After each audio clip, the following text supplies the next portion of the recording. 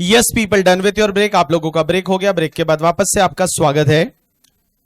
तो अब अपन एक जो सेक्शन पढ़ने वाले हैं उस सेक्शन का नंबर है 32 एंड ये सेक्शन बहुत इंटरेस्टिंग है, आपको बहुत मजा आएगा। अकाउंट वाला ही दिमाग लगाना है थोड़ा थोड़ा।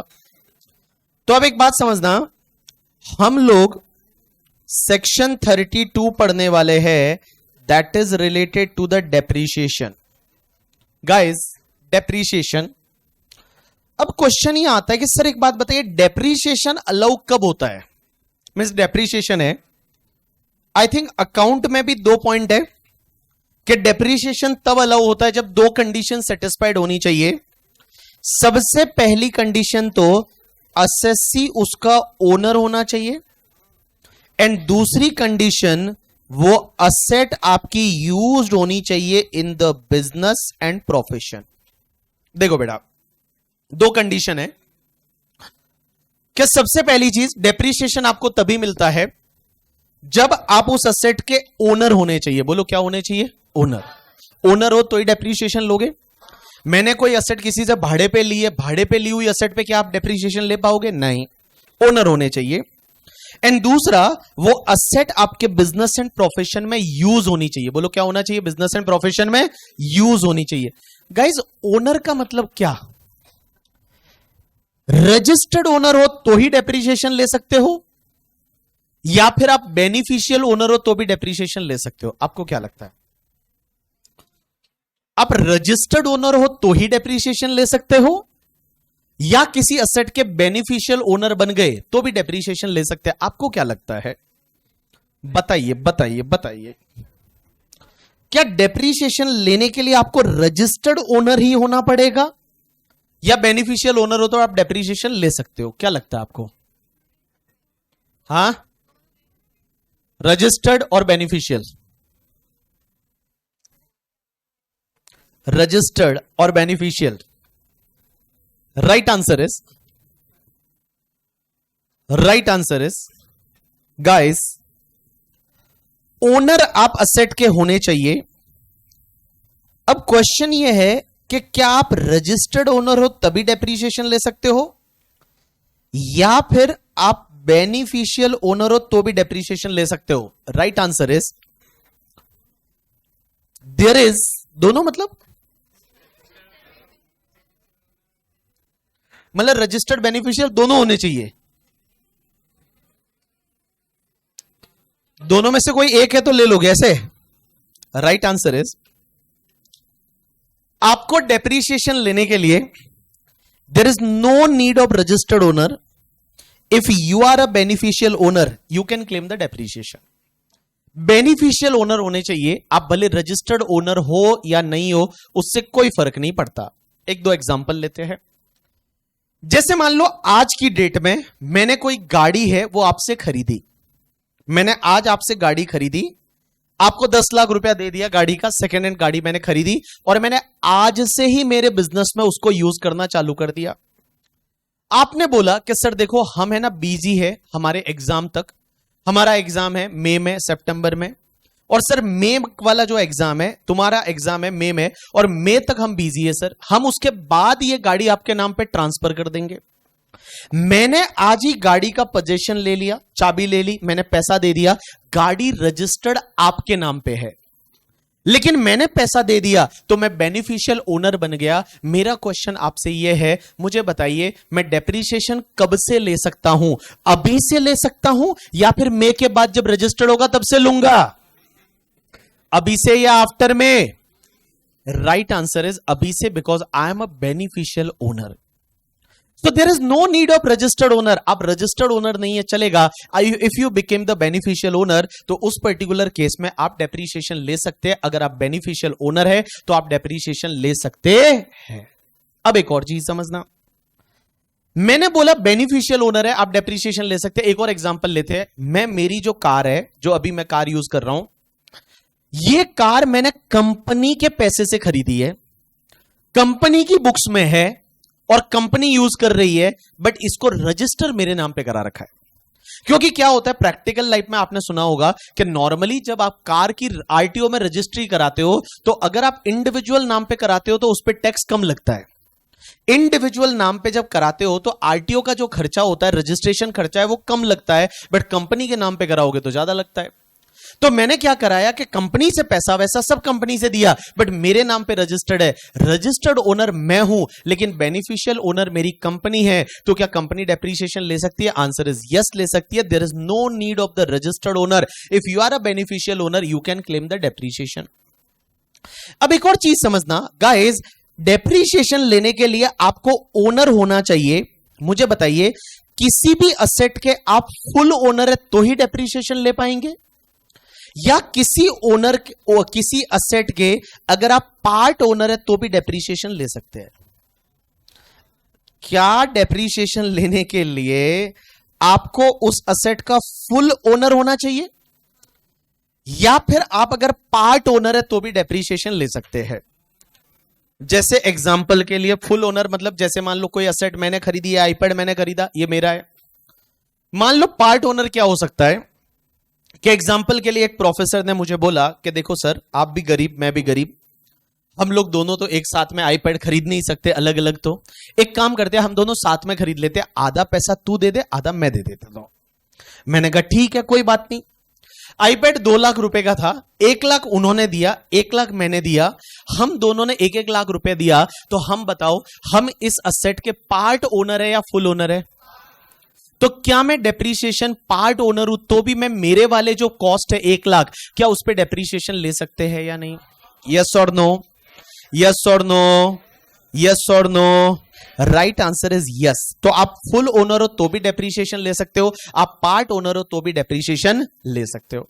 अब एक और चीज समझना, आपको पता है एक कॉन्सेप्ट आता है हायर परचेज करके। हायर परचेज आपका हो गया, इंटर में है या फाउंडेशन में? फाउंडेशन। हायर परचेज में क्या होता है कि जब आप असेट खरीदते हैं तो बेटा आप ओनर नहीं बनते। ओनर कब बनते हैं? जब आप लास्ट इंस्टॉलमेंट पे करते हैं। तो जब आप लास्ट इंस्टॉलमेंट पे करते हैं तब आप ओनर बनते हैं। तो मेरा क्वेश्चन आपसे यह है, क्या डेप्रीशिएशन लेने के लिए मुझे लास्ट इंस्टॉलमेंट तक वेट करना पड़ेगा या फिर स्टार्टिंग से ही ले सकता हूं? राइट आंसर इज आप स्टार्टिंग से डेप्रीशिएशन ले सकते हैं। हायर परचेज में भाई आप ओनर बनेंगे only the payment of the last installment, but आप डेप्रीशिएशन स्टार्टिंग से ले सकते हैं। कहां से ले सकते हैं? स्टार्टिंग से आप डेप्रीशिएशन ले सकते हैं। There is no problem at all. अब एक बात समझना, एक कॉन्सेप्ट आता है लीज करके, आपने सुना लीज? लीज में 2 लोग होते हैं, एक होता है लेसर और एक होता है लेसी। लेसर वो होता है जो लीज पे देता है और लेसी वो होता है जो लेता है असेट लीज पे। अब एक बात समझो, लेसर है उसने असेट लीज पे लेसी को दी। मेरा आपसे क्वेश्चन ये है कि डेप्रीशिएशन कौन लेगा? बेटा ओ लव बर्ड्स इधर ध्यान दे दो, ठीक है? हां बाद में, ये सब मस्ती बाद में, पहले इधर ध्यान दे दो करके, ठीक है? हाँ क्या बोल रहा है उसको? क्या बोल रहा है कि लीज पे क्या मतलब असेट लोगी, ऐसा बोल रहा है? तो ये बोलता है मैं लेसर बनता हूं तुम लेसी बन जाओ थोड़ी देर के लिए। हाँ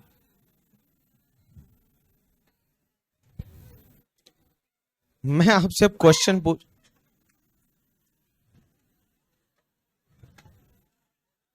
भूत भूत चढ़ गया है क्या तुमको? चुड़ैल उड़ेल आ गई है अंदर? हाँ मुझे एक बात बताओ, आपको क्या लगता है डेप्रीशिएशन कौन लेगा? किसको अलाउ होना चाहिए, लेसर या लेसी? लेसर या लेसी? अल्टीमेट असेट का ओनर कौन होता है? लेसर ना। लेसर ने असेट जो है वो लेसी को भाड़े पे दी है। मुझे बताओ डेप्रीशिएशन किसको मिलना चाहिए, लेसी या लेसर? चलो how many people says that depreciation lessee को मिलना चाहिए? Raise your hand. कितने लोग बोलते हैं डेप्रीशिएशन लेसर को मिलना चाहिए? Raise your hand. लेसर को मिलना चाहिए? Raise your hand. Right answer is income tax में डेप्रीशिएशन हमेशा, ये बच्चा बोलता मुझे मिलना चाहिए, ठीक है? अरे भैया ये बोतल फेंक रहा है, ठीक है? आज भाई तकलीफ है क्या तुम्हारी? ठीक है, देखो मुझे बताओ, डेप्रीशिएशन किसको मिलना चाहिए, लेसर या लेसी को? इनकम टैक्स में बोला है लीज के केस में डेप्रीशिएशन ऑलवेज लेसर को मिलेगा, ऑलवेज ऑलवेज। भले वो फाइनेंशियल लीज हो या ऑपरेटिंग लीज हो, उससे कोई फर्क नहीं पड़ता। आप इंटरमीडिएट में पढ़ोगे, AS 19 आएगा शायद लीज में, उसमें दो दो lease, operating lease, financial lease आप पढ़ोगे। तिल लेने गया सब goes to buy oil. Depreciation in income tax always allowed to the lessor. क्योंकि एक बात समझो, डेप्रीशिएशन अगर लेसी को दे दिया ना तो लेसी डबल डिडक्शन ले लेगा। क्या कि एक तो इसका ये रेंट दे रहा होगा तो रेंट का भी डिडक्शन ले लेगा P&L के डेबिट में, और डेप्रीशिएशन का भी ले लेगा, तो ये तो डबल डिडक्शन ले लेगा ना। इसके लिए in case of the lease depreciation is always allowed to the lessor. बोलो किसको अलाउ होगा? लेसर। अब एक बात समझना, तो मैं वापस बोल रहा हूं, समझने की कोशिश करना गाइस। हमेशा ध्यान रखना, भले यहां ऑपरेटिंग लीज है, फाइनेंसिंग लीज है, कोई फर्क नहीं पड़ता। इनकम टैक्स में डेप्रीशिएशन ऑलवेज लेसर को अलाउ होगा। किसको अलाउ होगा? लेसर को। बोलो लेसर, लेसर, लेसर, लेसर को अलाउ होगा। अब एक और चीज समझना, मैंने आपको बताया डेप्रीशिएशन आप तभी ले सकते हैं जब असेट का यूज होना चाहिए, असेट यूज्ड होनी चाहिए। मेरा क्वेश्चन आपसे यह है, यूज्ड का मतलब क्या? असेट एक्टिव यूज होनी चाहिए या पैसिव यूज चलेगा? असेट जो है वो एक्टिव होनी चाहिए या पैसिव यूज है तो भी चलेगा? असेट है वो एक्टिव यूज ही होनी चाहिए तो ही डेप्रीशिएशन मिलेगा, या पैसिव यूज है तो भी मिल जाएगा डेप्रीशिएशन? हाँ, राइट आंसर इज असेट है वो एक्टिव यूज ही होनी चाहिए या पैसिव यूज है तो भी मिल जाएगा डेप्रीशिएशन? पैसिव में भी मिल जाएगा? हाँ, कितने लोग बोल रहे हैं पैसिव यूज भी चलेगा? Raise your hand. कितने लोग बोलते हैं नहीं नहीं सिर्फ एक्टिव ही होना चाहिए? चलो, कितने लोगों ने बोला पैसिव यूज भी चलेगा? Raise your hand. आधे लोगों के हाथ में दर्द है, ठीक है, उनके हाथ में दर्द है, उनका हाथ उठाने में बोला अरे 4 दिन सो के आए और हाथ उठा। चलो मुझे बताओ पैसिव यूज होता क्या है, कौन बताएगा भाई? पहले तो ये लोग ये बोल रहे हैं कि एक्टिव यूज भी चलेगा, पैसिव यूज भी चलेगा। पैसिव यूज होता क्या है पहले तो वो तो बताओ मुझे।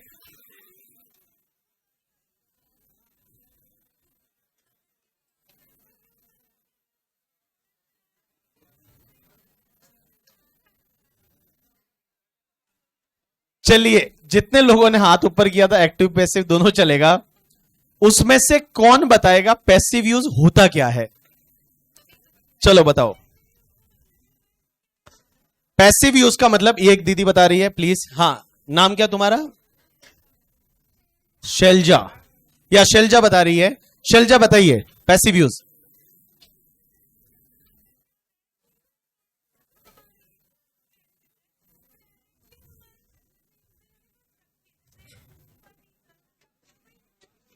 इसने बोला कि अगर कोई ऐसी असेट है जो ऐसे ही रखी है, जैसे यूज नहीं हो रही, मतलब रोज रोज यूज नहीं हो, जैसे फर्नीचर है, फर्नीचर को देख रहे हो रोज, ठीक है, कभी तो सामान रख रहे होंगे उसके ऊपर, या जो ऊपर पड़ा होगा सामान वो तो रखा होगा, तो वो बोला वो पैसिव यूज है क्योंकि वो हिल नहीं रहा है, ठीक है। बाकी एक्टिव यूज है, जो हिलता है वो एक्टिव यूज है, ठीक है। जैसे वो पैसिव यूज है, और मशीन है, मशीन ऐसे चलती है तो थोड़ी थोड़ी हिलती है ना, वो एक्टिव यूज है। वेरी गुड बेटा, वेरी गुड। हाँ,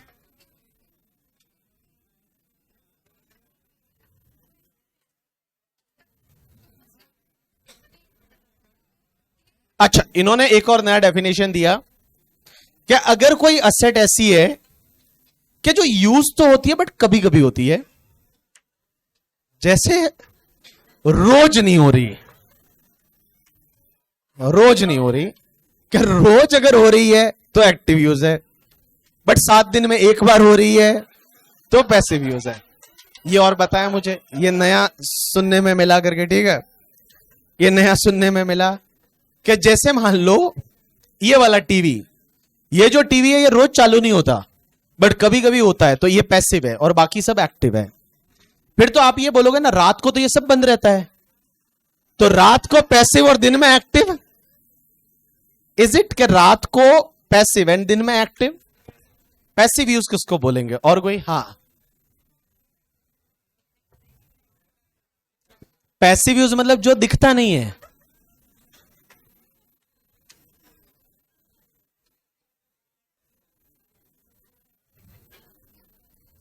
वेरी गुड। पैसिव मतलब जो अभी यूज में नहीं है, इनडायरेक्ट यूज। पैसिव का मतलब जो ओनर खुद यूज नहीं करता। Sir minimum effort to use, minimum effort to use, इन्होंने कहां से ये डेफिनेशन चुराई पता है? इन्होंने यूट्यूब पे दे रखा है पैसिव इनकम और एक्टिव इनकम। क्या एक्टिव इनकम मेहनत करना पड़ता है, एफर्ट लगाने पड़ते हैं, पैसिव इनकम बैठे बैठे आता है, तो बोला बैठे बैठे यूज हो रही है।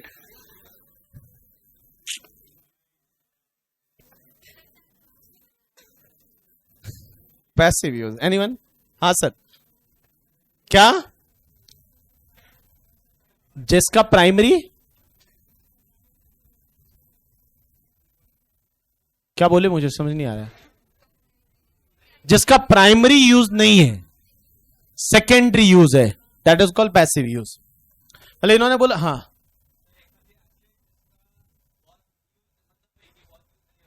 एक आधी एसेट ऐसी है जिसका बहुत यूज नहीं हो रहा है। हाँ,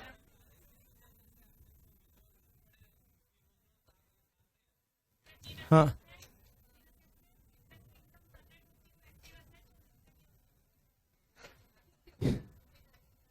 चलिए चलिए कोई बात नहीं, मैं बताता हूं पैसिव यूज किसको बोलते हैं। मीन्स देखो, एक और चीज मैं बता दूं, इनकम टैक्स में डेप्रीशिएशन मिलना चालू होता है। आप लोग अकाउंट में डेप्रीशिएशन कब से लेते हो? रेडी टू यूज से या पुट टू यूज से? रेडी टू यूज या पुट टू यूज? अब इसमें भी तो आधे लोग अलग बोल रहे हैं, बोले यार हमने तो आज तक 11वीं क्लास से डेप्रीशिएशन पढ़ते आए हैं, पता नहीं डेप्रीशिएशन रेडी टू यूज से लेना था या पुट टू यूज से लेना था। Right answer is, I think account में डेप्रीशिएशन मिलता है रेडी टू यूज से, बट इनकम टैक्स में डेप्रीशिएशन मिलेगा पुट टू यूज से। कब से मिलेगा? Put to use. कोई एसेट आपने पुट टू यूज की तो ही डेप्रीशिएशन मिलेगा, सिर्फ रेडी टू यूज है तो डेप्रीशिएशन नहीं मिलेगा। पैसिव यूज किसको बोलते हैं पता है? Your asset means your intention is to use the asset, but कुछ हुआ तो वो असेट यूज होगी, that is called passive use. वापस बोल रहा हूं, देखो, your intention is to use the asset, but अगर इफ एनी इवेंट अकर्ड तो वो असेट यूज होगी, that is called passive use.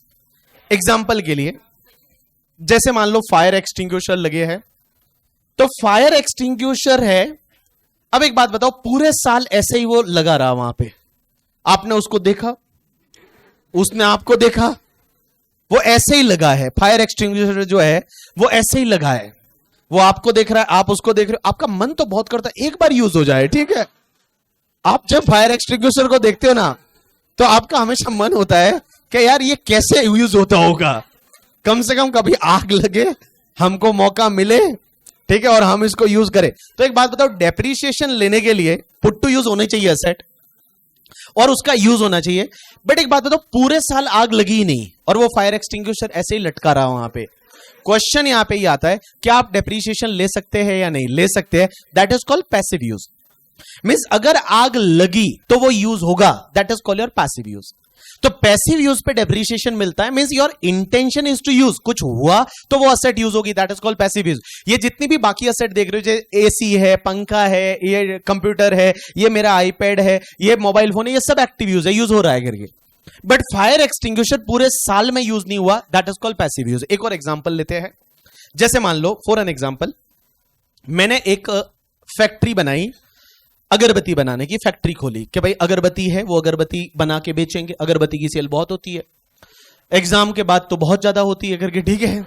Result से पहले बहुत ज्यादा होती है, एग्जाम से पहले बहुत ज्यादा होती है। लोगों को लगता है ओ भगवान अगरबत्ती। तो अगरबत्ती की एक फैक्ट्री बनाई।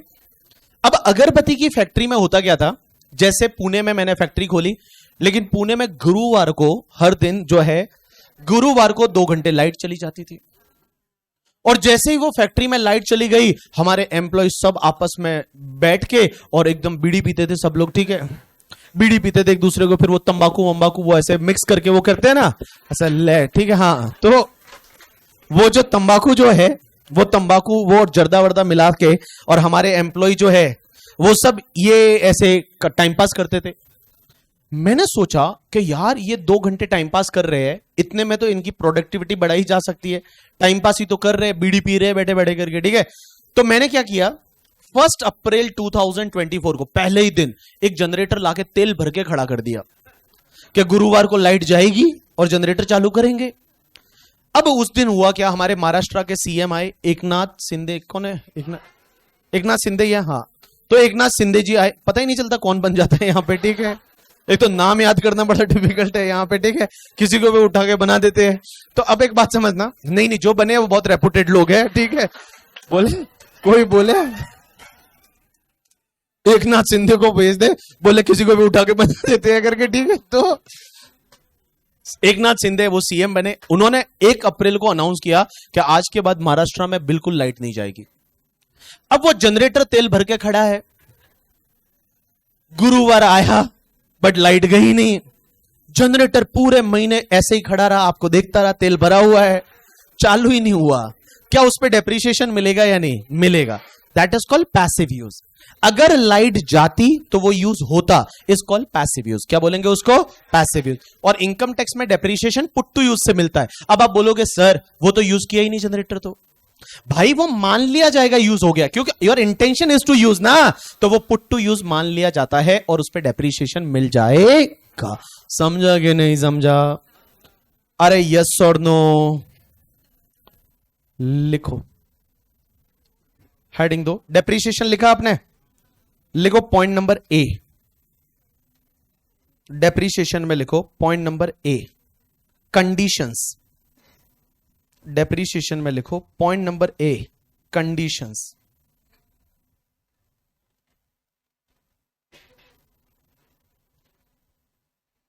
कंडीशंस, कंडीशंस में लिखो, नेक्स्ट लाइन में लिखो, कंडीशंस को अंडरलाइन करिए, ए पॉइंट कैपिटल ए लिख लेना, ठीक है, अगर छोटा लिखा हो तो कैपिटल कर देना, capital A, conditions. Next line में लिखो, depreciation is allowed if 2 conditions are satisfied. Depreciation is allowed if depreciation is allowed if 2 conditions are satisfied. 2 conditions are satisfied. पहला कंडीशन लिखो, asset should be owned by assessee. Asset should be owned by assessee. Asset should be owned by assessee. Asset should be owned by assessee. Bracket में लिखो wholly और partly. Bracket में लिखो wholly और partly. wholly और partly. दूसरा लिखो, asset should be used for business or profession purpose. Asset should be used for business or profession purpose. Asset should be used for business or profession purpose. Bracket में लिखो active slash passive. Bracket में लिखो active slash passive, active slash passive.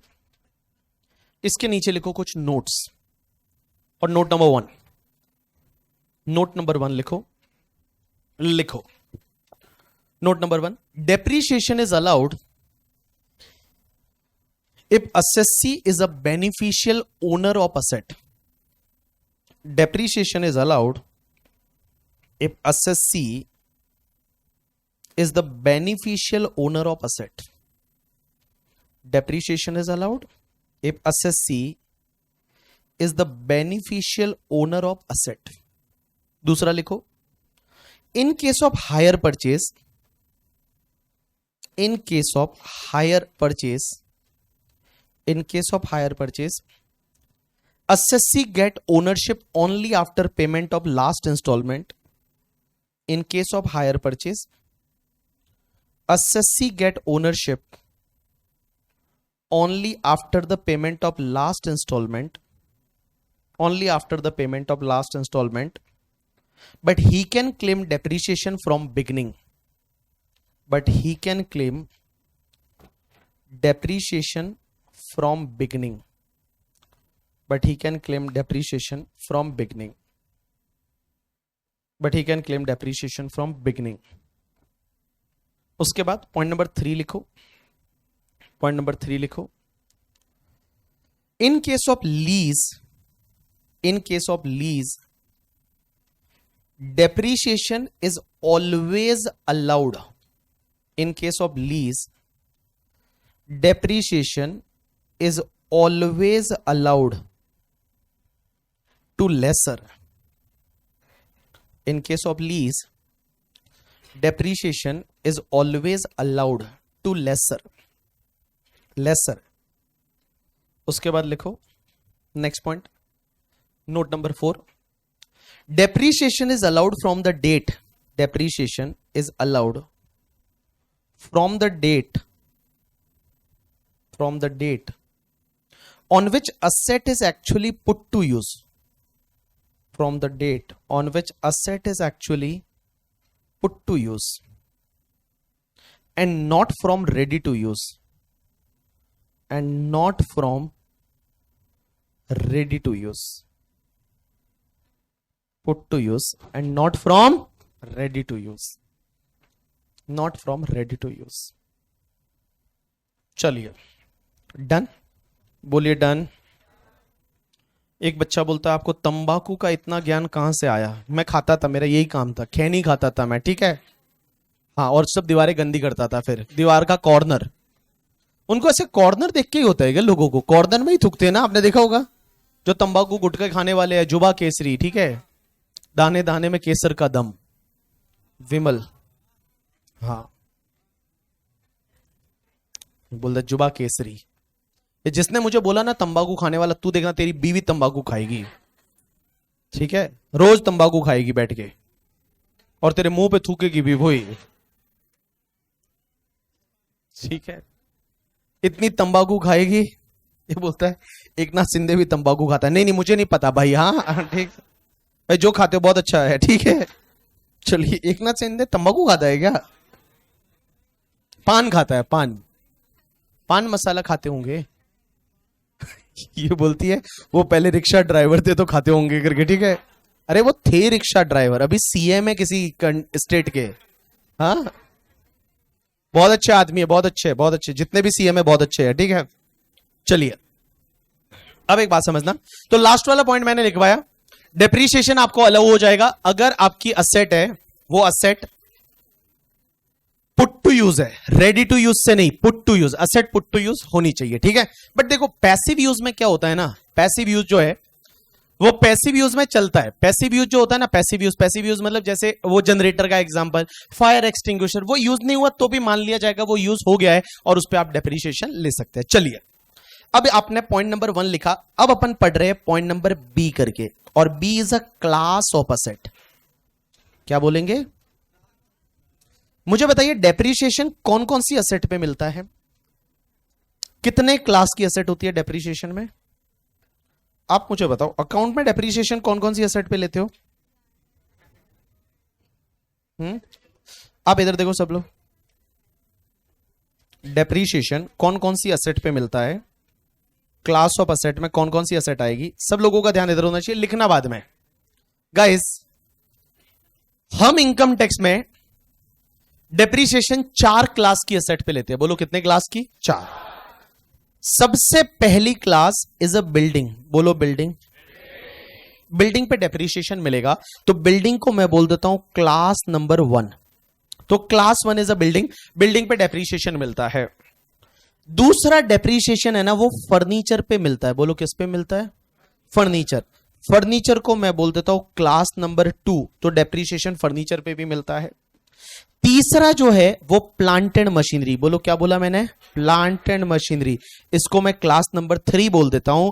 And guys चौथा is intangible asset. यहां intangible asset पे भी depreciation मिलता है, इनटेंजिबल असेट। लेकिन इसका एक एक्सेप्शन है, एक इनटेंजिबल असेट ऐसी है जिस पे डेप्रीशिएशन नहीं मिलता, एक्सेप्ट गुडविल। गुडविल को छोड़ के बाकी कोई भी इंटेंजिबल असेट है उस पे आपको डेप्रीशिएशन मिलेगा। तो आपकी that is the class number 4। तो देखो 4 क्लास की असेट ऐसी होती है जिस पे डेप्रीशिएशन आपको मिलता है। इनकम टैक्स में 4 क्लास की असेट पे डेप्रीशिएशन मिलेगा। First is a building, second is a furniture, third is a plant and machinery and fourth is a intangible asset. But intangible asset में गुडविल को छोड़ के, आप मेरी तरफ देखो सब लोग, इधर देखो। सबसे पहले हम बात करते हैं, ये 4 असेट ऐसी है जिस पे डेप्रीशिएशन है वो मिलेगा, building, furniture, plant and machinery and intangible asset. अब क्वेश्चन ये आता है बिल्डिंग किसको बोलेंगे? बिल्डिंग किसको बोलेंगे? बिल्डिंग किसको बोलेंगे? बिल्डिंग पे डेप्रीशिएशन मिलेगा तो बिल्डिंग किसको बोलेंगे? बिल्डिंग मतलब जिसको देख के लगता है ये बिल्डिंग है, वो बिल्डिंग। जिसको देख के आपको लगता है, बेटा ऐसे ताली मत बजा, कोई 10 रुपए दे देगा, ठीक है? बिल्डिंग बजाया जा रहा है, बजाया जा रहा है, इधर देख, हाँ इधर देख। बिल्डिंग किसको बोलते हैं? इधर देखो सब लोग, ठीक है? इधर देखो, बिल्डिंग जो है वो बिल्डिंग किसको बोलेंगे? जिसको देख के लगता है कि ये बिल्डिंग है, वो बिल्डिंग है। लेकिन गाइस एक चीज ध्यान रखना, जिसको देख के लगता है ये बिल्डिंग है वो बिल्डिंग है, लेकिन एक चीज इसमें ध्यान रखना कि बिल्डिंग में टेंपल्स भी आ जाएगा। जो मंदिर होते हैं, मस्जिद होते हैं, गुरुद्वारा होते हैं, अगर फैक्ट्री में है, जैसे मान लो बहुत बार ऐसा होता है, जैसे बिनानी है, हमारे उधर गांव के पास एक बिनानी फैक्ट्री है, तो बिनानी जो सीमेंट बनाते हैं उनकी फैक्ट्री है, उसमें एक राधा कृष्णा का टेंपल है। तो राधा कृष्णा का टेंपल जो बना रखा है, इट इज कॉल्ड बिल्डिंग, वो बिल्डिंग है, उस पर डेप्रीशिएशन ले सकते हैं। एज वेल एज एक चीज ध्यान रखना, अगर मान लो जो रोड बना रखी होती है, बहुत बार फैक्ट्री में रोड होती है ना, बड़ी फैक्ट्री होती है तो उसमें एक जगह से दूसरे जगह जाने में रोड होती है, उस रोड को भी बिल्डिंग बोलते हैं। वो रोड को भी बिल्डिंग बोलेंगे और उस पर भी डेप्रीशिएशन ले लेंगे। एज वेल एज द, अगर कोई पानी का कुआं है, कुआं समझते हो? मौत का कुआं नहीं, पानी का कुआं देखा आपने? उसमें से पानी निकालते हैं, ट्यूबवेल देखा? तो वो ट्यूबवेल भी बिल्डिंग है, उस पर भी डेप्रीशिएशन बिल्डिंग में मिलता है। तो बिल्डिंग का मतलब, बिल्डिंग जो है जिसको देख के आपको लगता है बिल्डिंग है, वो तो बिल्डिंग है ही है। लेकिन उसके साथ साथ में अगर कोई वेल है या रोड है करके, ठीक है, टेंपल्स है, वो भी तुम्हारे बिल्डिंग की डेफिनेशन में आ जाएगा। अब फर्नीचर किसको बोलेंगे? जिसको देख के लगता है ये फर्नीचर है, ये फर्नीचर है। जैसे मान लो ये टेबल है जिसपे मैं पढ़ा रहा हूं, ये फर्नीचर है, फर्नीचर है। आप जिन बेंचेस पे बैठे हैं वो फर्नीचर है, फर्नीचर है। अब एक चीज समझना, जितने ये स्विच बोर्ड्स लगे हुए हैं, इसके अंदर की जो वायरिंग वगैरह है वो भी फर्नीचर में आती है।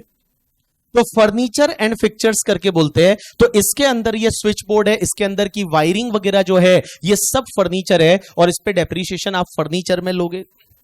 Next is a plant and machinery. Sir plant and machinery में क्या आएगा, मैं बताऊं? प्लांट एंड मशीनरी में जो बाकी सब बच गया वो प्लांट एंड मशीनरी में है।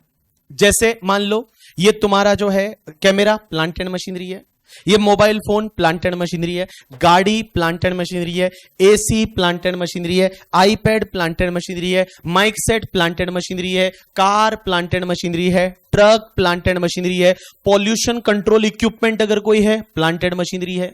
तो प्रोजेक्टर प्लांट एंड मशीनरी है। तो बाकी जितनी भी एसेट है वो सब प्लांट एंड मशीनरी है। एंड गाइस इंटेंजिबल असेट में क्या क्या आएगा? Patent, copyright, trademark, franchise, design, formula, वो सब इंटेंजिबल असेट है।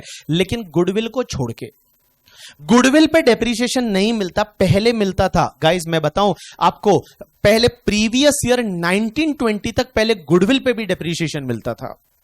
लेकिन हमारी सीतारमण जी मैडम ने बोला नहीं, गुडविल कैसे डेप्रीशिएट हो सकती है तुम्हारी करके, ठीक है बाकी लोगों की हो सकती है बट तुम्हारी गुडविल है वो डेप्रीशिएट नहीं हो सकती। तो बोला गुडविल में डेप्रीशिएशन नहीं मिलेगा। भाई सेल्फ जनरेटेड गुडविल तो बुक्स में डाल भी नहीं सकते, बट अगर आपकी परचेज गुडविल है उस पर भी डेप्रीशिएशन नहीं मिलेगा, पहले मिलता था। टिल प्रीवियस ईयर 1920 गुडविल पे डेप्रिसिएशन मिलता था, बट अब बाबू आपको गुडविल पे डेप्रिसिएशन नहीं मिलेगा। बोलो क्या बोला मैंने? गुडविल पे डेप्रिसिएशन नहीं मिलेगा। Goodwill is not a depreciable asset, goodwill पे कोई भी डेप्रिसिएशन नहीं मिलेगा। लेकिन पहले मिलता था, पहले जो है वो डेप्रिसिएशन मिलता था। अब एक चीज समझना गाइस, मैं बोल रहा हूं प्लांट एंड मशीनरी में, तो प्लांट एंड मशीनरी में क्या क्या आएगा? जो मैंने बोला, कैमरा है प्लांट एंड मशीनरी, बाइक है plant and machinery, iPad plant and machinery, mobile plant and machinery, ये सब प्लांट एंड मशीनरी है। लेकिन कुछ चीजें ऐसी है जो प्लांट एंड मशीनरी में नहीं आएगी। एक तो बेटा एनिमल्स जो होते हैं, जानवर, वो जानवर प्लांट एंड मशीनरी में नहीं आएंगे। आप जानवरों पे डेप्रिसिएशन नहीं ले सकते। जैसा हो सकता है ना किसी बिजनेस में जानवर यूज होते हो, एग्जाम्पल के लिए जैसे सर्कस है, तो सर्कस में शेर वेर यूज हो रहा है, तो वो जानवर बिजनेस में यूज हो रहा है ना। या डेयरी फार्मिंग का जो बिजनेस है उसमें गाय भैंस यूज हो रही है, तो वो भैंस जो है उस पर क्या डेप्रिसिएशन ले सकते हैं कि नहीं? वो प्लांट एंड मशीनरी में नहीं आएगा। तो प्लांट एंड मशीनरी में मैंने आपको क्या बोला कि एक तो एनिमल्स नहीं आएंगे, एज वेल एज द एक टी बुशेस नहीं आएंगे। आप बोलोगे टी बुशेस का मतलब क्या होता है? टी बुशेस क्या होता है कि जहां पे ये चाय पत्ती होती है, चाय पत्ती जो है, जो टी लीव्स, ये टी लीव्स किस पे होता है? टी बुशेस पे होती है। जैसे मान लो यहां पे ये लैंड है और इस पे ये टी बुश लगा दिया और इसके ऊपर चाय की पत्तियां निकलती है, तो इसके ऊपर ये चाय की पत्ती निकल रही है, तो this is call your T Bush, और ये टी बुशेस है, इस पे आप डेप्रिसिएशन नहीं ले सकते। ये कोई प्लांट एंड मशीनरी नहीं है, ये टी बुशेस को हम प्लांट एंड मशीनरी नहीं मानेंगे। लेकिन गाइस अब एक बात समझना, कुछ चीजें ऐसी है जो स्पेसिफिकली प्लांट एंड मशीनरी में आएगी। एक तो शिप करके, जो बड़ी सी शिप होती है ना, वो प्लांट एंड मशीनरी है। जो एयरक्राफ्ट है, जो उड़ता है, वो प्लांट एंड मशीनरी है। मोटर व्हीकल है, वो प्लांट एंड मशीनरी है। डॉक्टर के लिए जो सर्जिकल इक्विपमेंट्स होते हैं, ठीक है, किसी का हाथ पैर काटने के लिए, तो जो सर्जिकल इक्विपमेंट्स होते हैं डॉक्टर के पास, वो प्लांट एंड मशीनरी है।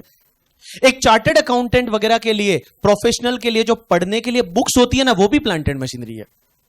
बुक्स पे डेप्रिसिएशन मिलेगा और books is a plant and machinery, तो आपके पढ़ने की जो बुक्स होती है चार्टर्ड अकाउंटेंट प्रोफेशनल के लिए, वो भी आपकी प्लांट एंड मशीनरी में आएगा।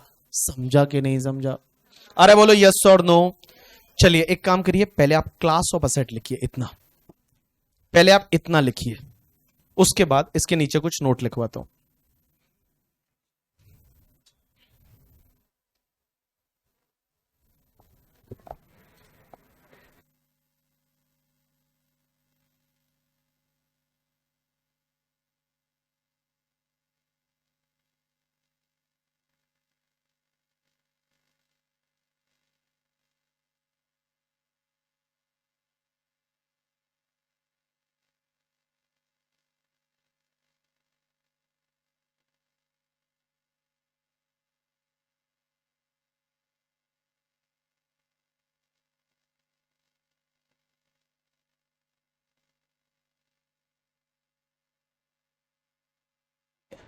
हेलो हेलो हेलो, हाँ जी, इसके नीचे नोट्स लिखो।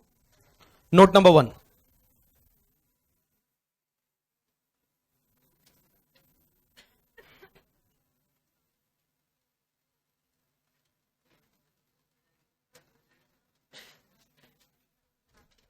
हाँ भाई लिखो, नोट्स लिखो। नोट नंबर 1 लिखिए, intangible asset includes, intangible asset includes, intangible asset includes know-how, intangible asset includes know-how, comma patent, comma copyright, copyright, comma trademark, etc etc etc etc, but other than goodwill of business or profession, but other than goodwill of business or profession, but other than goodwill of business or profession।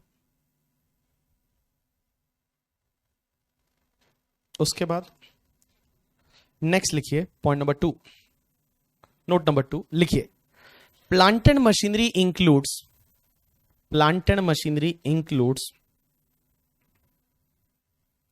Ships, SHIPS ships, comma aircraft, ships, comma aircraft, comma vehicles, comma surgical equipment, SURGICL, surgical equipments, comma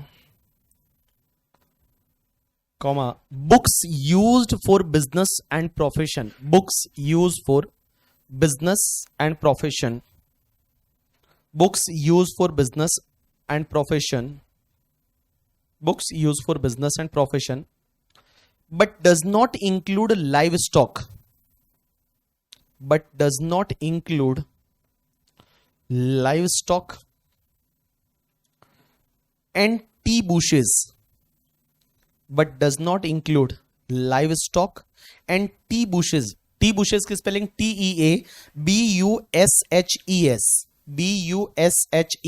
tea bushes. Done. So this is the metal पे depreciation मिलता है क्या? उसकी value कम होती है? I don't know, नहीं होती ना. उस पे डेप्रीशिएबल असेट में planted machinery, furniture, building and intangible asset. चलिए अब एक बात समझिए, ये आपका पॉइंट नंबर बी था. अब लिखिए point number C. Point number C लिखिए, method of depreciation. Method of depreciation. एक बात बताओ, डेप्रीशिएशन की कितनी मेथड होती है? कौन कौन सी? डेप्रीशिएशन की मेथड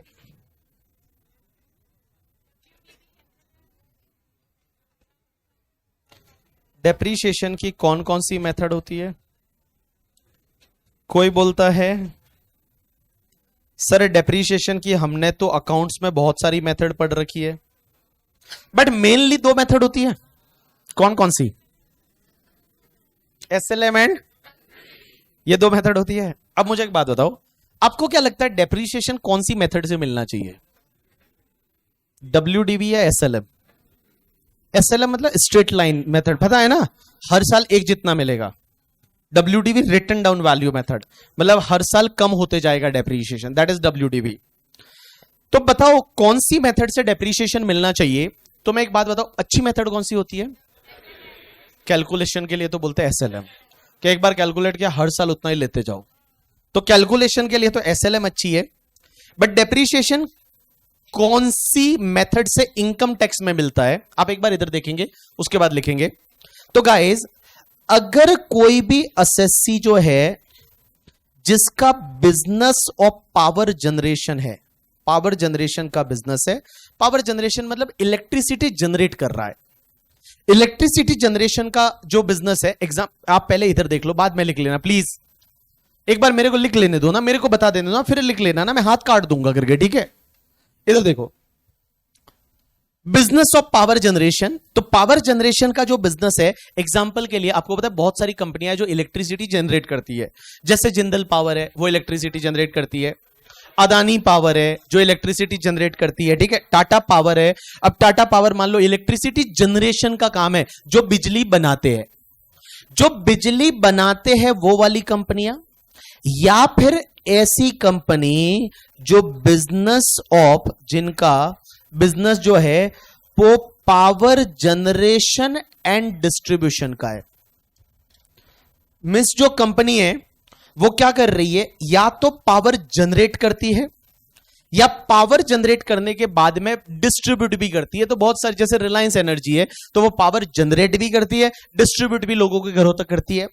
तो गाइज, इन लोगों के पास में है ना, गवर्नमेंट ने ऑप्शन दे रखा है कि अगर आप चाहो तो आप SLM मेथड फॉलो कर दो, या फिर आप चाहो तो WDV मेथड फॉलो करो. आपके पास चॉइस है.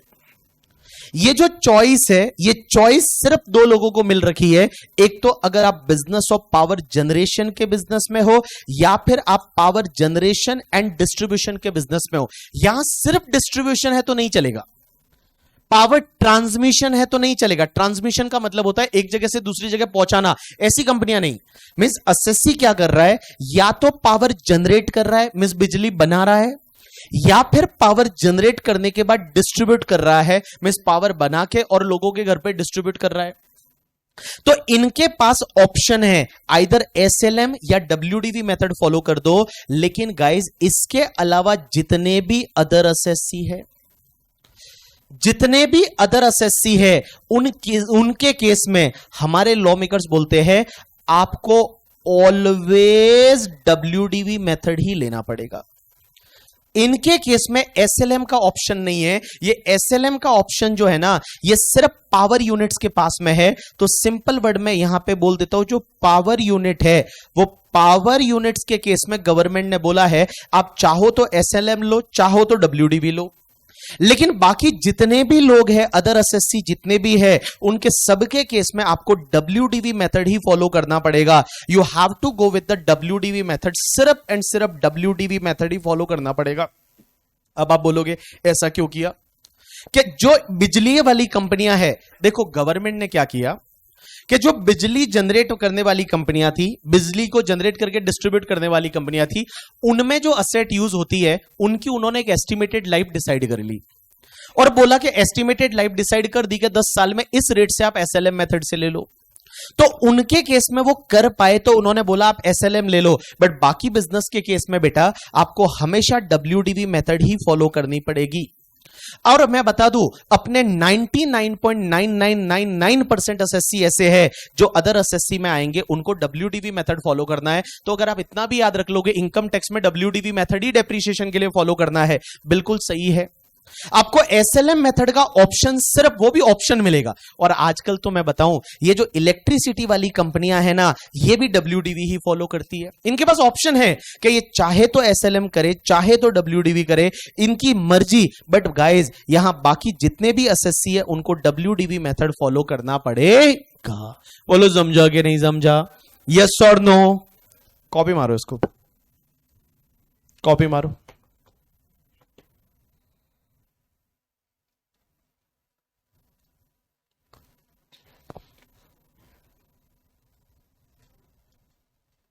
कॉपी मारो उसको।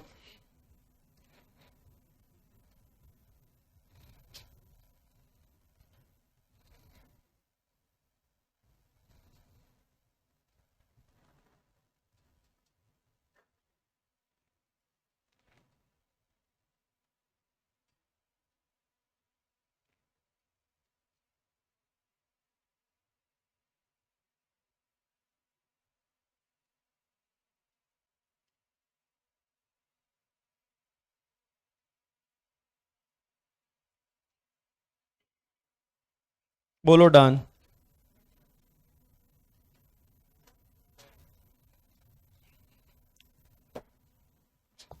बोलो झालं।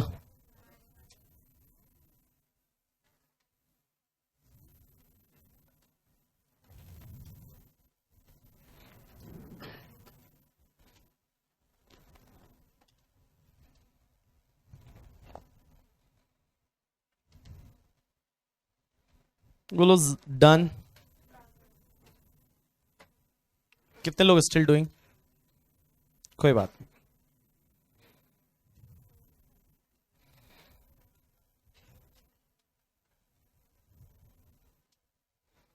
हाँ जी, बोले डन।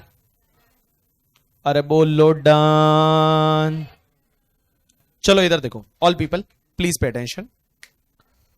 सर क्वेश्चन करेंगे, क्वेश्चन कल पूरे क्वेश्चन ही करेंगे। आज सिर्फ थ्योरी पढ़ रहे, कल क्वेश्चन करेंगे डेप्रिसिएशन के बहुत सारे।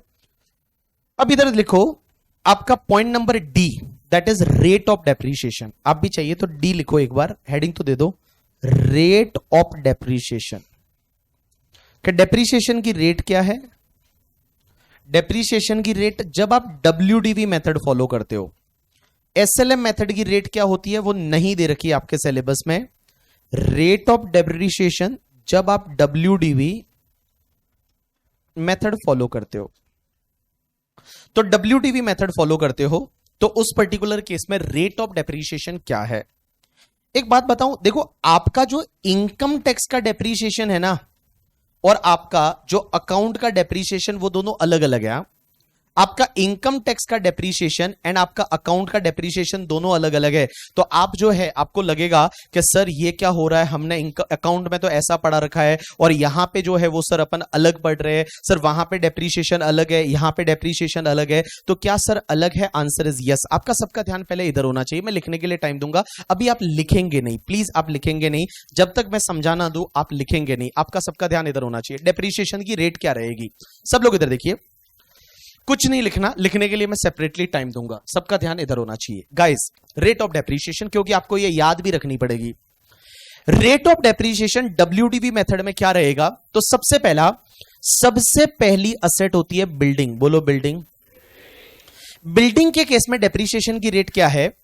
तो अगर कोई रेसिडेंशियल बिल्डिंग है, बोलो रेसिडेंशियल बिल्डिंग है, तो डेप्रीशिएशन की रेट है 5%। बोलो कितना है? 5%। 5%।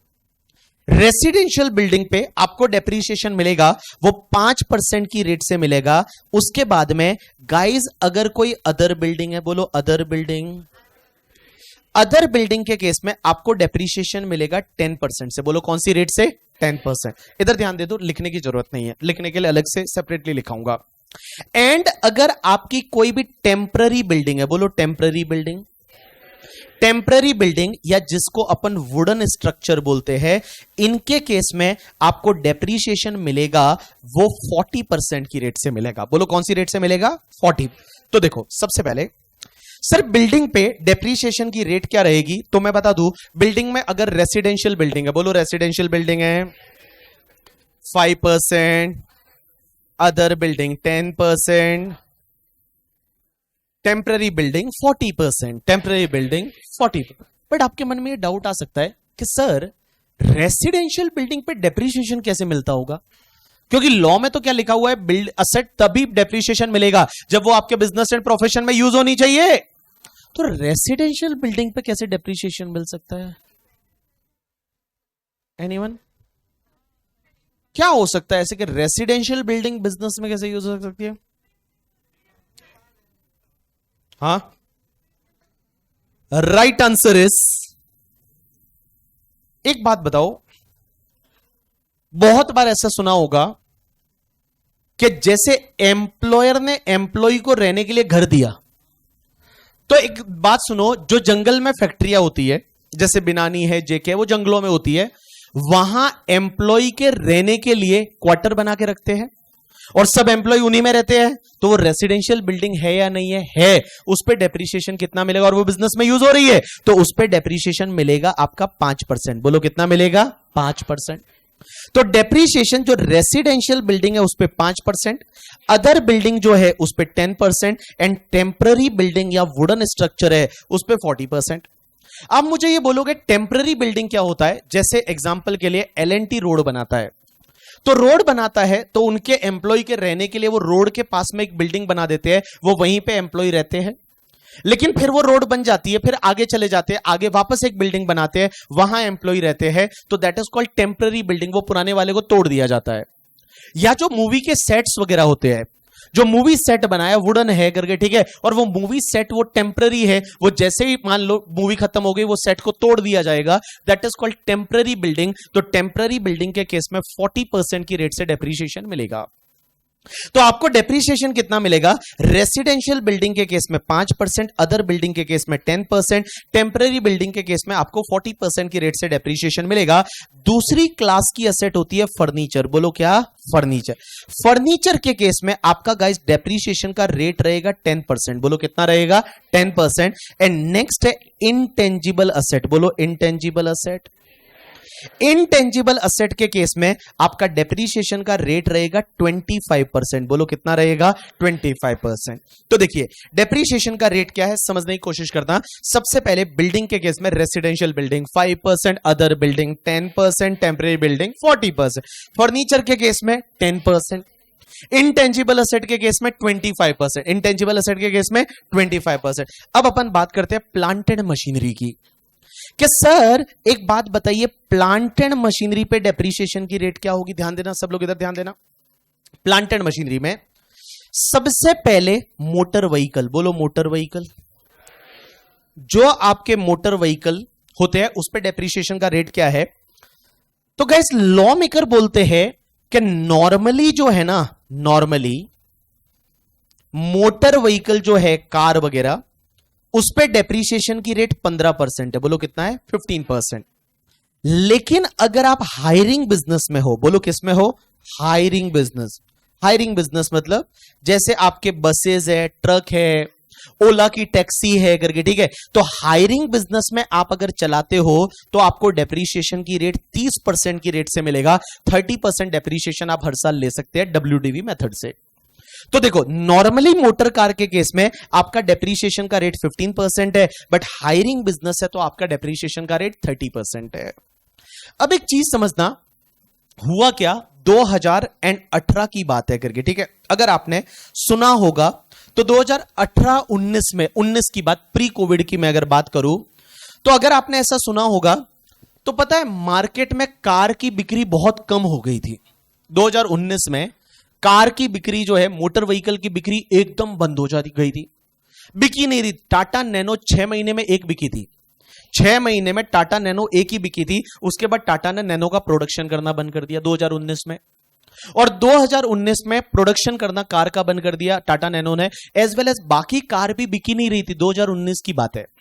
और 2019 में निर्मला सीतारमण जी फाइनेंस मिनिस्टर थी, तो आपको याद रहेगा निर्मला सीतारमण जी को किसी ने पूछ लिया कि मैडम ये क्या हो रहा है, मतलब मोटर व्हीकल मार्केट में बिकी नहीं रहा है। तो निर्मला सीतारमण जी ने इसका आंसर दिया था, पता है कि आजकल के ये जो यंग जनरेशन है, जो मिलेनियम है, क्या बोलते हैं, मिलेनियल बोलते हैं, क्या बोलते हैं, मिलेनियल, जो मिलेनियल है आजकल के, ये ओला यूज कर रहे हैं, ये उबर यूज कर रहे हैं और ये कार खरीद ही नहीं रहे। इसकी वजह से ऐसा हो रहा है। ऐसा 2019 में निर्मला सीतारमण जी ने बोला था। फिर निर्मला सीतारमण जी को पूछ लिया कि ओला उबर उन कारों की तो बिक्री बढ़नी चाहिए, तो बोले वो भी नहीं बढ़ी। तो बोली नहीं, मैं नहीं बताऊंगी अब क्यों नहीं बढ़ी करके, ठीक है। तो ये 2019 की बात है। मैं आपको 2019 का अगर मैं बताऊं करके, ठीक है, तो निर्मला सीतारमण ने क्या बोला था, Nirmala Sitharaman on sale of motor vehicle, क्या मोटर व्हीकल जो है, जो कार है, उसकी बिक्री कम क्यों हुई, मोटर व्हीकल कार।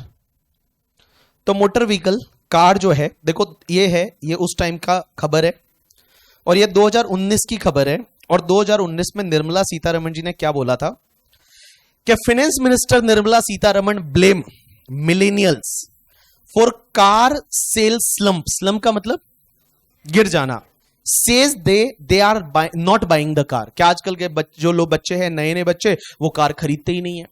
और उस टाइम पे भाई साहब क्या हुआ था, the overall domestic sale fell record of 23% जो है वो फेल हो गया था, मतलब कम हो गया था करके, ठीक है। तो 23% कार की सेल है वो इंडिया में कम हो गई थी। एंड सिर्फ जो है वो आगे जाते जाते तो और ज्यादा कम हो गई थी। तो उस टाइम पे निर्मला सीतारमण जी ने क्या किया पता है, निर्मला सीतारमण जी ने उस टाइम पे एक स्टेप लिया और निर्मला सीतारमण जी ने बोला, ये 2019 की बात है, निर्मला सीतारमण जी ने बोला कि देखो कार पे नॉर्मली जो है ना आपको डेप्रीशिएशन 15% से मिलता है, लेकिन फिर निर्मला सीतारमण जी ने कुछ पीरियड के लिए एक बेनिफिट दे दिया कि अगर आप मोटर व्हीकल है, वो कार है, वो 23 अगस्त 2019 से लेके एंड 31 मार्च 2020 इस पीरियड में, 23 अगस्त 2019 से लेके एंड 31 मार्च 2020 इसके बीच में अगर आपने acquired and put to use किया तो उस कार पे 15% की जगह मैं आपको 30% डेप्रीशिएशन दे दूंगी। मतलब नॉर्मली कार पे 15% डेप्रीशिएशन मिलता था, बट उस टाइम पे कार की बिक्री को बढ़ाने के लिए निर्मला सीतारमण जी ने यह स्टेप लिया। देखो मैं बताऊं, अकाउंट का आपका जो डेप्रीशिएशन प्रॉफिट है वो सब एकदम आपको उसकी एस्टिमेटेड लाइफ और उस पे, हमारे इनकम टैक्स में ऐसा नहीं होता। हमारे इनकम टैक्स में डेप्रीशिएशन मिलता है एस्टिमेशन ऑफ द लोगों के एस्टिमेशन पे, कि लोगों से वोट कैसे मिल सकते हैं, मार्केट को सुधारना कैसे है, लोगों को प्रभावित कैसे करना है करके उसके बेसिस पे डेप्रीशिएशन मिलता है।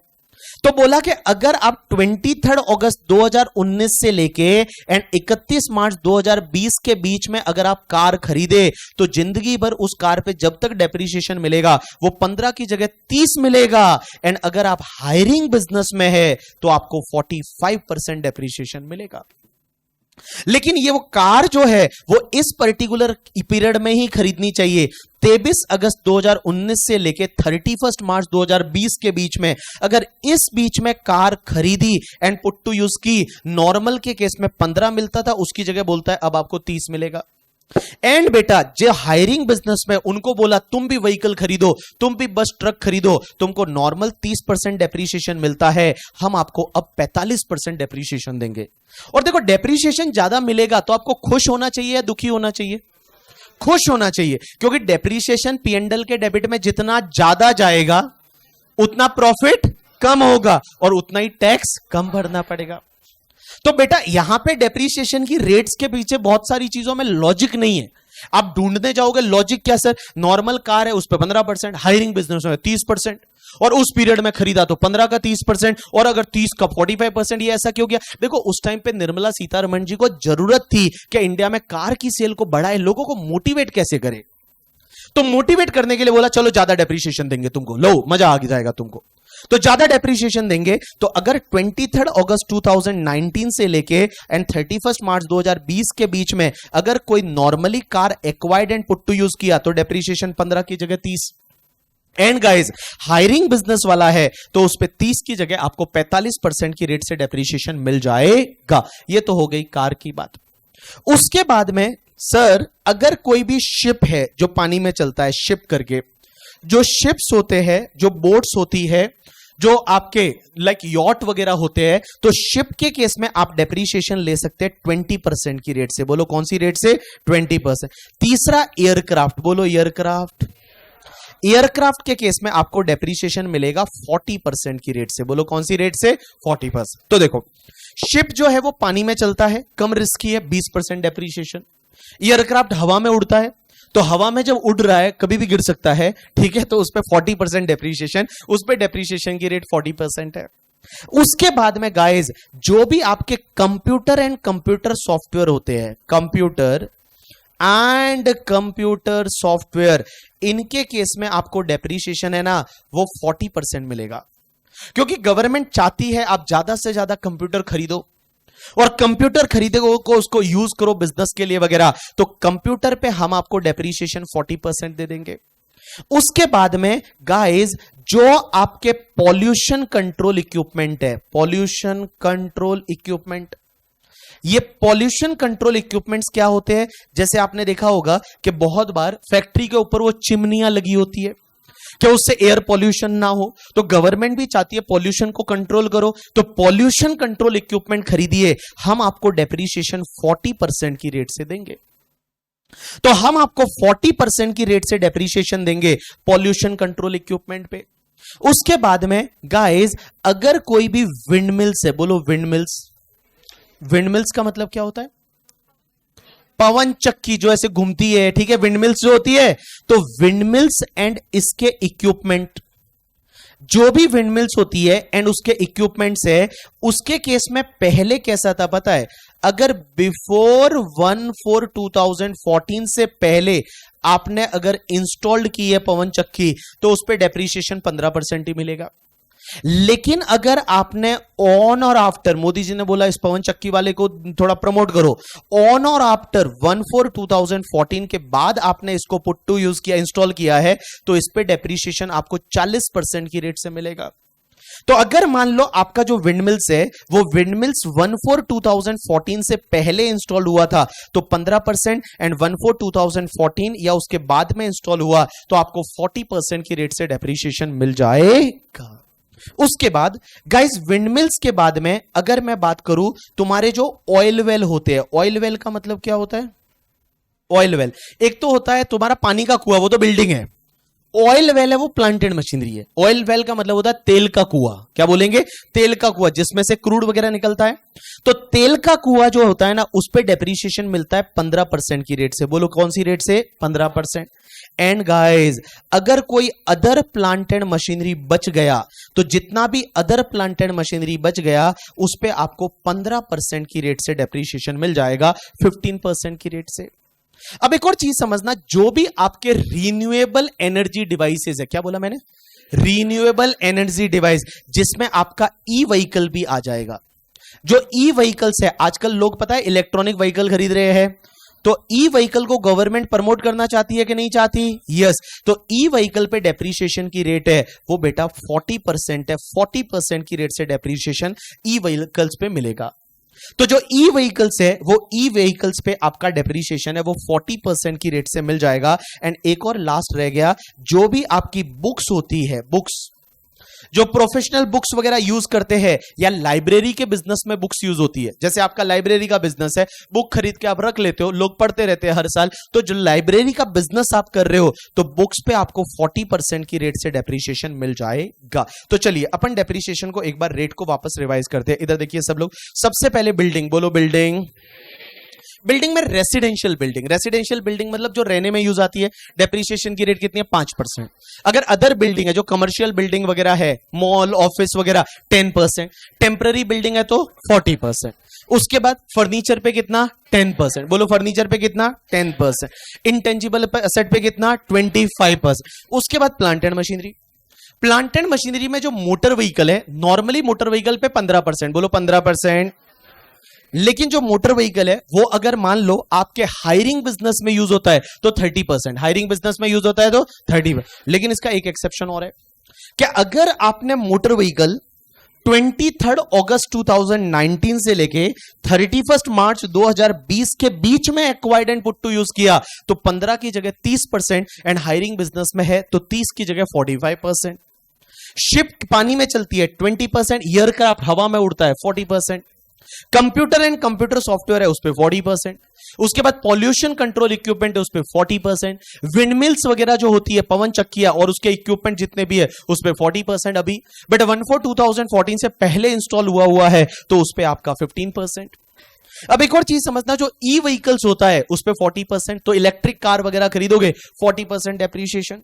ऑयल वेल, तेल का कुआं है उस पे 15%, अदर प्लांटेड मशीनरी जितनी भी रहेगी उस पे 15%, एंड गाइस बुक्स है, वो बुक्स के केस में आपको 40% की रेट से डेप्रीशिएशन मिल जाएगा।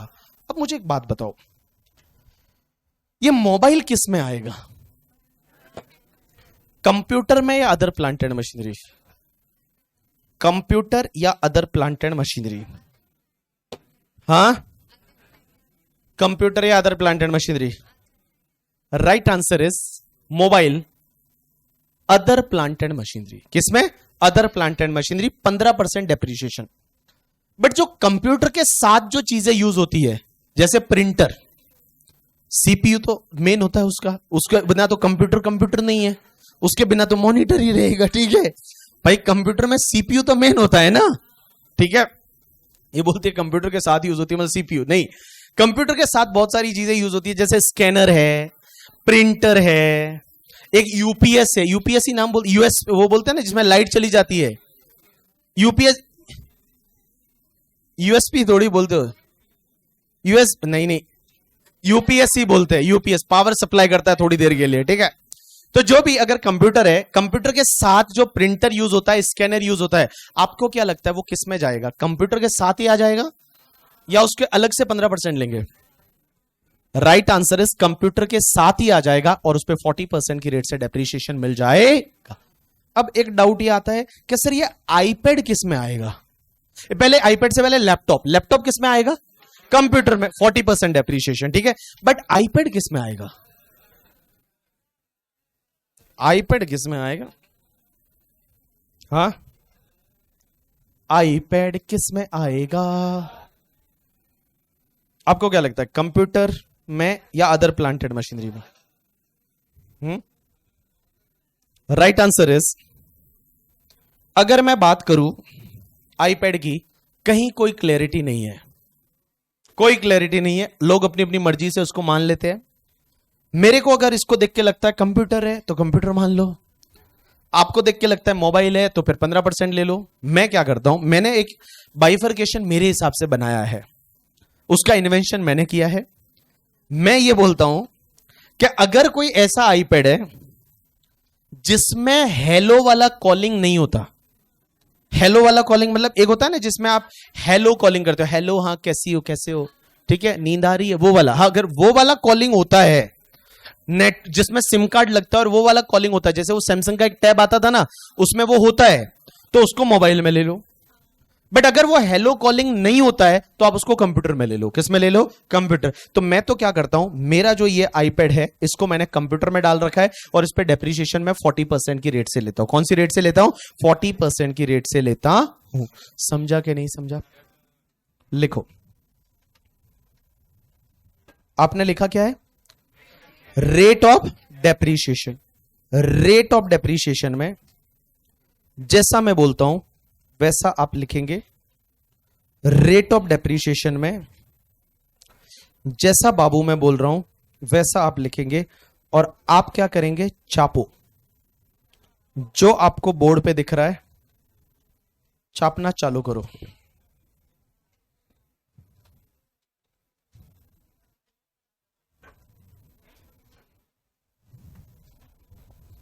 चापो।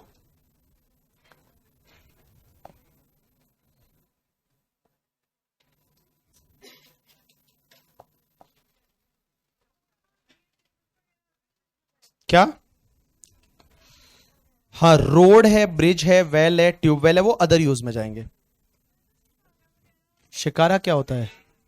अरे पूछ रही है तो तुमको क्या करना है? तुम तो लिखो ना यार, तुमको डिस्टर्ब कहां कर रही है ये लिखने में? तुम्हारे हाथ पकड़ रही है? हाँ क्या बाबू मत लिखो। शिकारा क्या होता है? अच्छा, वुडन हाउस बोट होते हैं कश्मीर में, उसको शिकारा बोलते हैं।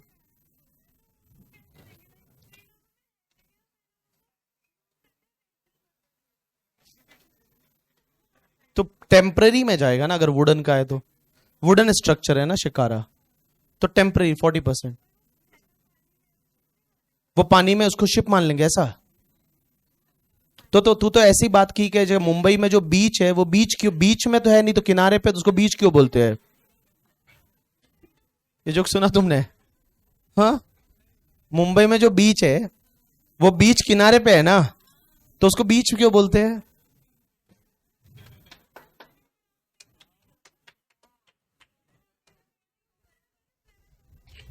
अरे हाँ, बट वो चलता है कैसे? चला जाता है कहीं भी। अगर उसको भाई आप देख के क्या बोलते हो, बोट बोलते हो या घर बोलते हो?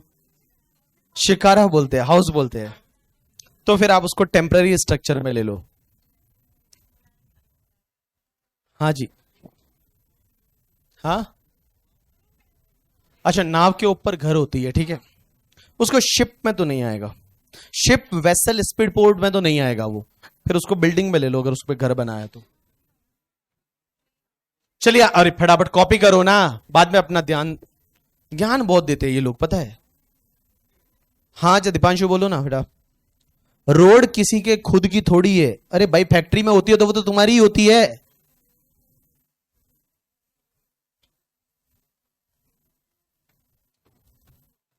हाँ जी, सोलर पैनल किस में जाएगा? Solar panel 40%।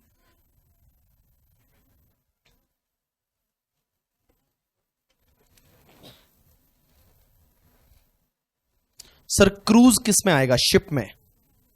क्रूज जो है वो शिप में आएगा।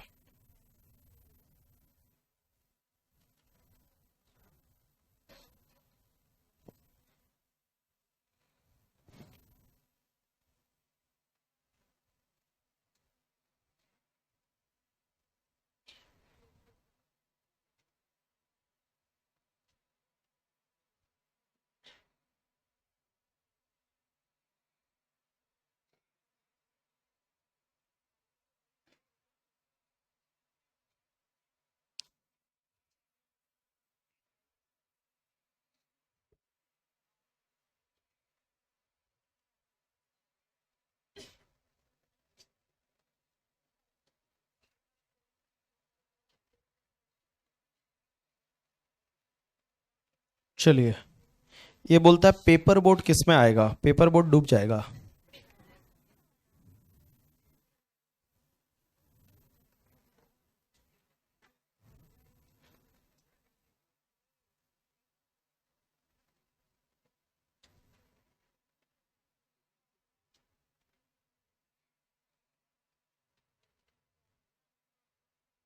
हाँ जी, झालं इतना?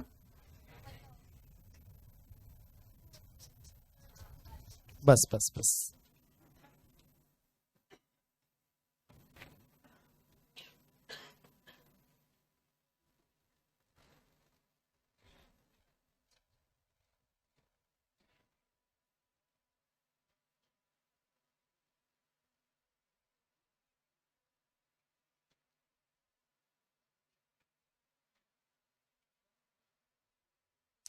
कूलर किस में आएगा? Cooler normal plant and machinery, other plant and machinery.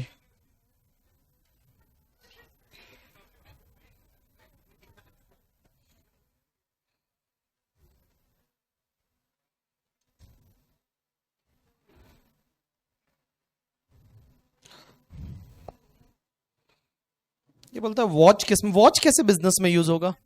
Normally अगर वॉच है, अगर जैसे वो दीवार पे टंगी रहती है वॉच, फर्नीचर में मान लेंगे उसको, फर्नीचर एंड फिक्चर्स में आ जाएगा। जनरेटर किस में आएगा? नॉर्मल प्लांट एंड मशीनरी में। Mobile normal plant and machinery. Laptop computer and computer software में। रेसिडेंशियल यूज पे जैसे आपने अपने एम्प्लॉय को रहने के लिए घर दिया, that is called residential use ना। हाँ,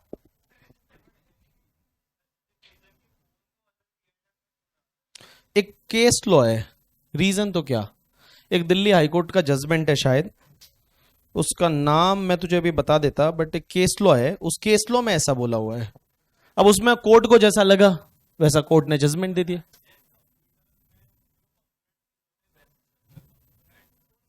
नहीं, but many time what happen, in the income tax depreciation rate is given for the purpose to motivate the people also. तो आप फोन खरीदो वो ज्यादा जरूरी नहीं है, कंप्यूटर खरीदो बिजनेस के लिए।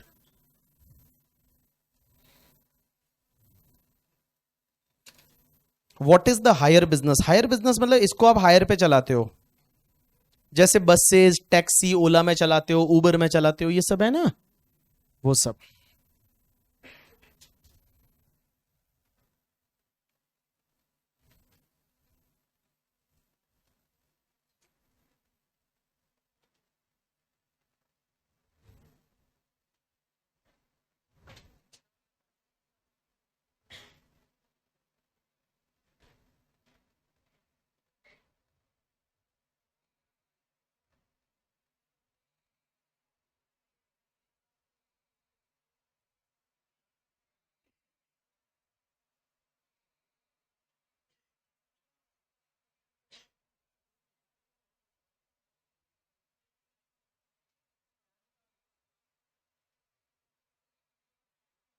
हाँ जी,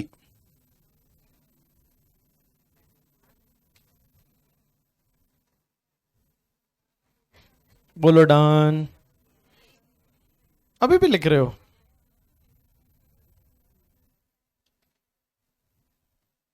हाँ जी।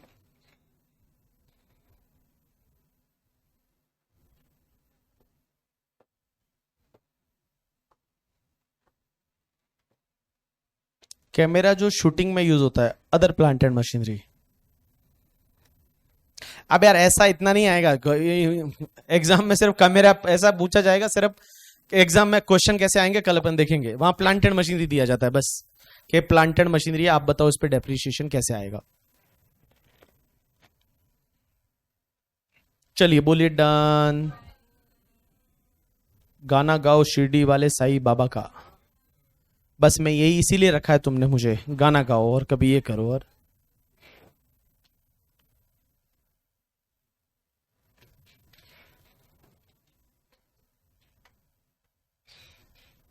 गौतम भाई, दीपक भाई, ईशा बहन, हर्षिता बहन, चिराग भाई, स्नेहल बहन, रेसिडेंशियल बिल्डिंग को क्यों ले रहे? अरे भाई रेसिडेंशियल बिल्डिंग जैसे आपका एम्प्लॉय उसमें रहता है, तो आपका एम्प्लॉय उसमें रहता है तो वो रेसिडेंशियल बिल्डिंग है ना यार, बिजनेस में ही तो यूज हो रही है।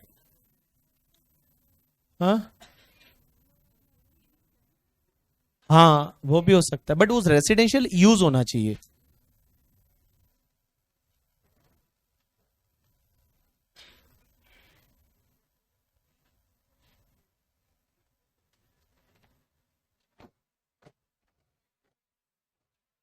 आशुतोष भाई,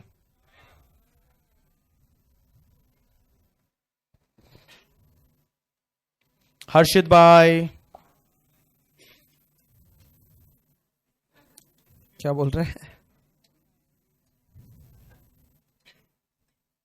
भूमिका, ओम भाई, ओम भाई, चलिए बोले डन। कितने लोग स्टिल राइटिंग? इनके हाथ काटो रे।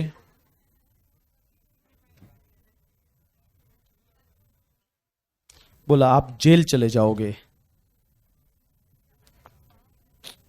अंशु, कुणाल भाई, रितु भाई, विकास भाई,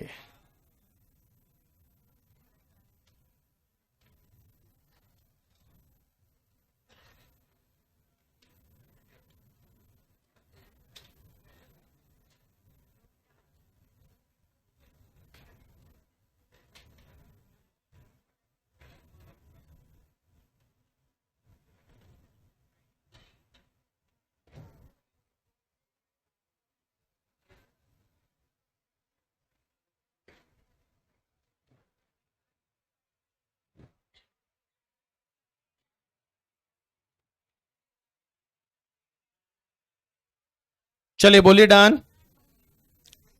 चलो इसके नीचे नोट्स लिखो। अरे एक दो नोट लिखवा रहा हूं, छोटे छोटे, 5 रुपए वाले।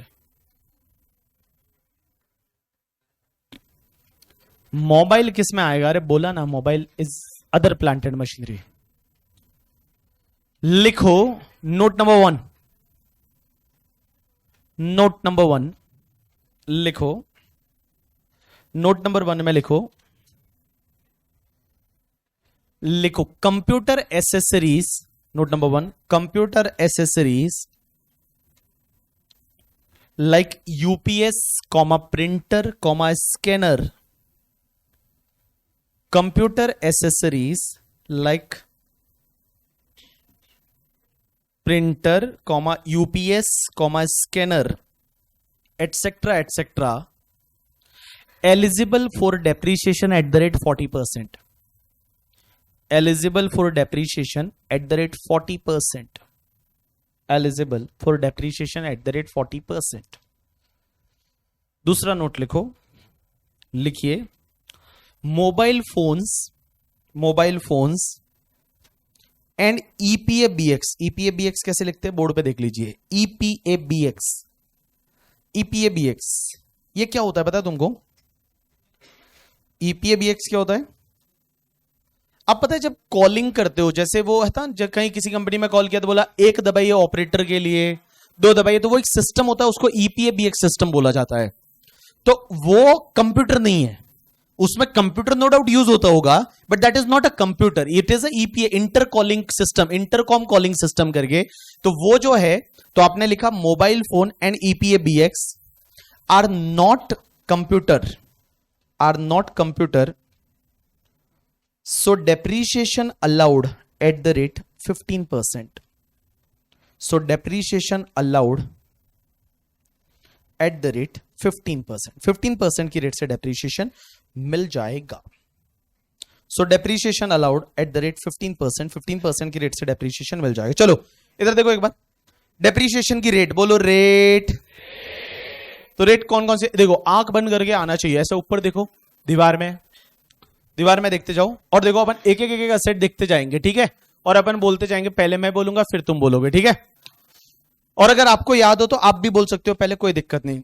बिल्डिंग के केस में residential building 5%, other building 10%, temporary building 40%, furniture के केस में 10%, इंटेंजिबल एसेट के केस में 25%, plant and machinery motor vehicle normally 15%, hiring business है तो 30%।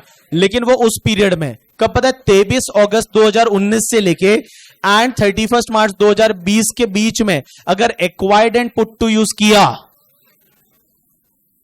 तो उस पे 30% एंड हायरिंग बिजनेस है तो 45%। शिप के केस में जो पानी में चलती है चुक चुक चुक चुक, उसके केस में 20%, एयरक्राफ्ट हवा में उड़ता है तो 40%, कंप्यूटर सॉफ्टवेयर के केस में 40%, उसके बाद पॉल्यूशन कंट्रोल इक्विपमेंट के केस में 40%, ई व्हीकल के केस में 40%, उसके बाद में तुम्हारा विंडमिल्स 1/4/2014 से पहले इंस्टॉल हुआ था तो 15%, उसके बाद इंस्टॉल हुआ तो 40%, उसके बाद में तुम्हारा जो बुक्स होती है बुक्स के केस में 40%, ऑयल वेल पानी का कुआं, सॉरी नॉट पानी तेल का कुआं 15% and other plant and machinery 15%। याद हो ही जाएगा ना इतना तो, ठीक है। चलिए तो आज के लिए इतना बहुत है, कल कंटिन्यू करते हैं।